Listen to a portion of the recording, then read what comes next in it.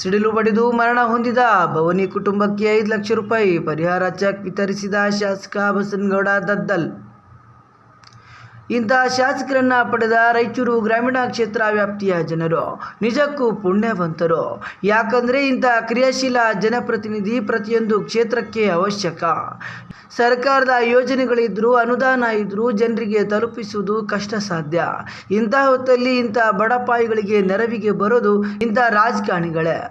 ಹೌದು ವೀಕ್ಷಕರೇ, ರಾಯಚೂರು ಗ್ರಾಮೀಣ ಕ್ಷೇತ್ರ ವ್ಯಾಪ್ತಿಯ ಯರಿಗೆರ ಗ್ರಾಮದಲ್ಲಿ ಕರ್ನಾಟಕ ಮಹರ್ಷಿ ವಾಲ್ಮೀಕಿ ಅಭಿವೃದ್ಧಿ ನಿಗಮದ ಅಧ್ಯಕ್ಷರು ಜನಪ್ರಿಯ ಶಾಸಕರಾದ ಬಸನಗೌಡ ದದ್ದಲ್ ಅವರು ಸಿಡಿಲು ಬಡಿದು ಮರಣ ಹೊಂದಿರುವಂಥ ಭವನಿ ನಾಗರಾಜ್ ಅವರ ಮನೆಗೆ ಭೇಟಿ ನೀಡಿ ಸಾಂತ್ವನ ಹೇಳಿದಲ್ಲದೆ ಮರಣ ಹೊಂದಿದ ಭವನಿಯವರ ಕುಟುಂಬಕ್ಕೆ 5 ಲಕ್ಷ ರೂಪಾಯಿ ಪರಿಹಾರ ಚೆಕ್ ಅನ್ನು ನೀಡಿ ಸಾಂತ್ವನ ಹೇಳಿದರು.